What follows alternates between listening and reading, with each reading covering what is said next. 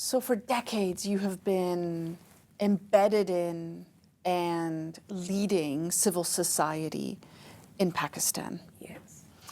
You have been doing that under the shifting rule. Yes. Can you say something about your reflections on this the shifting nature of politics that are extreme, Yeah. from military rule to democratic rule and back and so on? How did civil society adapt to that? How did it change civil society, and how were you able to use those shifts to your advantage? It's in the country like Pakistan before 1979, when there was war broke out in Afghanistan, when the Russia and America and where these mujahideens were brought in and all that. Actually, the whole Pakistan was suffered after actually 2001, after 9/11. But my city, which is bordering Afghanistan, we saw this Talibanization in '79, when there was the Saudi influence and when there was Mujahideen in Afghanistan. We started seeing these eruption of these elements.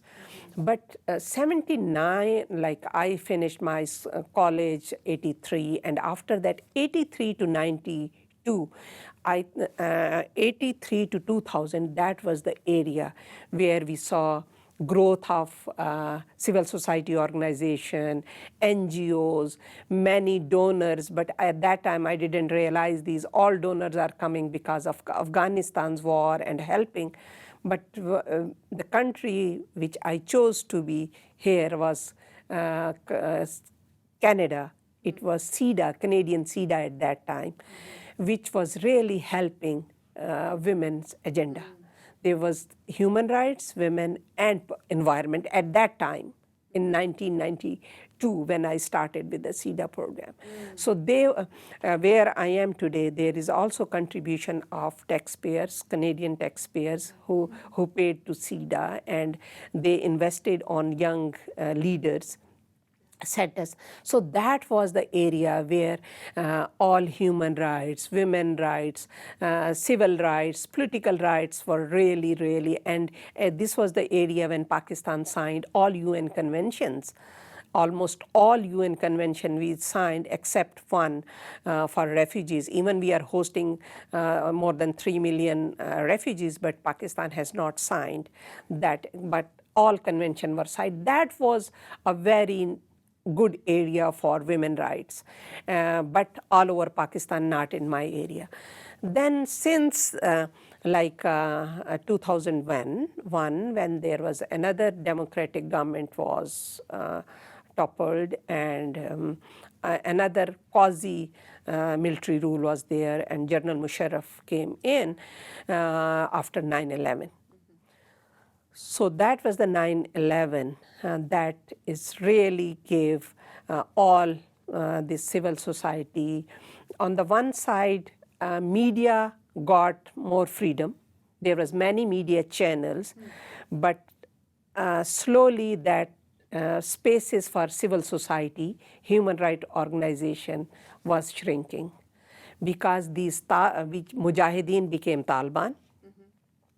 And most of people, they don't know all the primers and all that curriculum which was developed for Mujahideen, where it was developed. It was Nebraska University, which was paid by US fund, which was against that. This was taxpayers' money, and we never heard about this primer which was taught.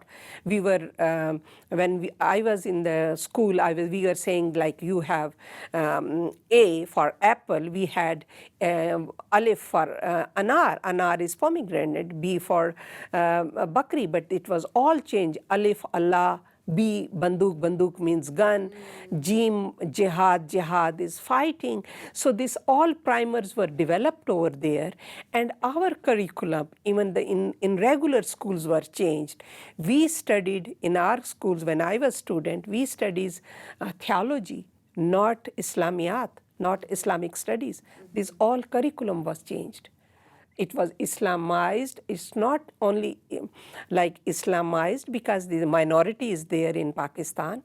So our whole curriculum was changed, not only one religious subject, whole our subjects were changed to make it more like to make it like Saudiized, not Islamized or Saudiized. And this is the influence and the partnerships to certain political units within Pakistan and abroad. Yes. To essentially defer to them, right? And to create alliances, right? And to make sure that, sure that certain political gains are met. Yes, because when this Mujahideen was created, because Afghanistan had an influence of Russia, and Russia was opening schools. Russia was having more universities. Russia was establishing more clinics for women. And that was used that it is against Islam. And that's why they said Russia is doing anything against Islam. Education is girls' education. So then they left, US left, and these Mujahideen became Taliban, and Taliban's influence from Pakistan, and these Talibanization. Even I give you one example before 9/11. It was 1996 when I was working for CEDA supported program, and there was a small grants. So I always try to give grants for the girls' education or something which can help women and girls. So we were going to one northern area, it's in Swat, and there was a town called Mata. We went over there, and all of a sudden my colleague who was supposed to go on the field trip with my boss, he said, I'm sick and I cannot go. Without realizing, I said, we have given time to community, we have to go. And I was 8 months pregnant. So I said, but there was a steep climbing on the rocks also to go to that village. I said, no, but we have committed, we will go. We went over there. As we entered, there was a big crowd of all bearded men with guns, and they were sitting all that. And all of a sudden, they asked me, next time when you are coming, you have to wear burqa. And my boss, who was sitting next to me, he just pinched me. He had it. So like, how I dealt with that situation, I said, I have no problem wearing burqa, but tell me which color of burqa you want me to wear, black or white? So they all laughed. Why? I said, I saw your all flags, they are wearing 2 colors, black or white. So tell me which color of burqa you want me to. They all laughed, and I unarmed them. And I started then talking about all this education. They said, why you want to this bridge? We want that to be built like a small channel. I didn't tell them that the bridge is made because girls cannot go to school. School is on the other side of the stream. So I said, this bridge will help you to take your eggs, hens, and things like that, the marketing. But the agenda behind that was to help girls. Then after the meeting, they said, please talk to our women also. Then my boss thought that they are taking her inside and she's not going to come back. But I went and I talked to women. And at the same night, they captured airport of Swat, the same group. Captured, but they said, we are letting you go. And they gave me protection to cross their area. And my husband at that time, there was no mobile, and they were worried that she went to that, and there is now eruption, and they are capturing all area. But it is how you deal the situation when it comes to that. If I would said, no, I don't want to wear, I would have gone at that moment. So that is how you really see emotions and disarm. You can't plan ahead what would be the situation. So as you saw the Pakistan being increasingly Talibanized, Yes. How did you respond in terms of your programming and your interactions with women? Did that change, or did that stay the same? It changed quite a lot after 9/11, and before that, as I said, since 79, it was changing. But after 9/11, it was very abrupt. Because Pakistan was supporting and Taliban, and Osama bin Laden was also in Pakistan, and these Taliban, they think, and these fundamentalists think that women place is not to come to the offices or go to schools, and like even schools was really bombed. Mostly these clinics where the women were going were bombed. So we had to strategize how not to put big names or banners, this is school, or this is like a clinic for women, it is maternity home or something like that. So we had to really take out all these banners and not to really meet very obviously what we were used to go. And there was, when I was working for Aga Khan Foundation, there were women and men were sitting together to have a meeting. Then we had to do meetings separately for women too. And so this was all, it was a major shift. Even on one hand, Taliban was there. On the other hand, we lost our major supporter, like Canadian CEDA was for women's rights.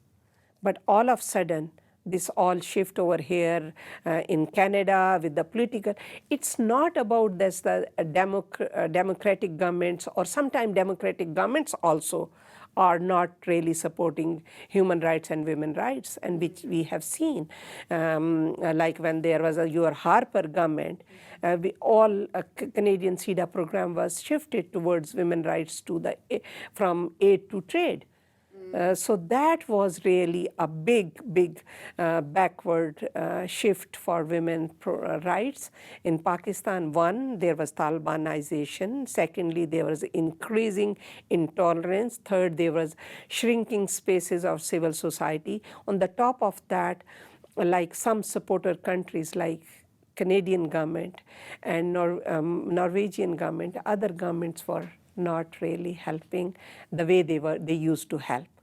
They used to promote, they used to give us like funding, and it started backwards till, so up till now. It started after 2001, and now in 19 years, if you see, it's totally been changed. Pakistan face, if you can see, we will show some comparison in the text, how it was when we were going to school in my age, and now how my daughter goes to school, how it looks like.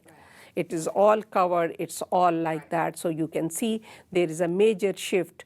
We were quite liberal country, so all of a sudden we became very conservative, Islamic, but even not Islamic. Even Islam gives rights to women for education, but I don't know what kind of religion we are following. So that where the schools are bombed, Malala is attacked, after nobody knows about this, how it has really backward shift after Osama bin Laden's killing. Can you say a little bit more? Because, I mean, what you're describing here is kind of the worst of all scenarios brought together. You have not just a shift in the government in Pakistan that is now thinking about certain allies, right, and how to persuade those allies into a good relationship and to maintain a good relationship. But you've also lost a partner when it comes to women's and children's health and education in Canada, when we had a change and shift in the government here in Canada. Tell me how the death of Osama bin Laden played into this scenario now. When Osama bin Laden was killed in Pakistan, and you can mostly now, this for a young generation, Google is the best like a source to verify things. You can verify that on Google. Osama bin Laden, how he was traced. U.S. government knew that there is something fishy going on in that compound. There is some one from the big one of Taliban is staying. What they did to confirm it, Osama's sister is living in U.S. They had her DNA test.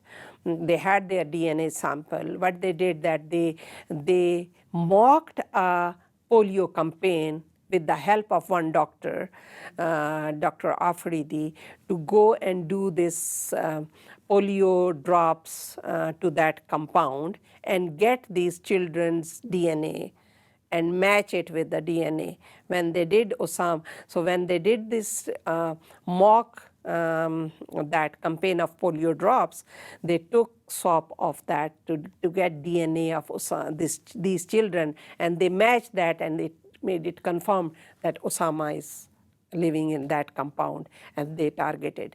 And when Osama was killed in that, after that, all Taliban thought that the civil society organization played a role.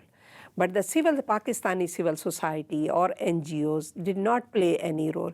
It was like one big international child rights organization. I don't want to take name. You can search it and see that. That organization was used. And they left because they have that, but all civil society organization, human rights organization, their offices were really attacked by Taliban. Many polio workers were killed. And one, I can still remember, one mother and daughter, she was 38 and daughter was only 18 years old. And the 18 years old daughter had only 9 months baby, and both were killed, mother and daughter. So that was impact, and many human rights activists were killed or threatened or targeted, and it was openly.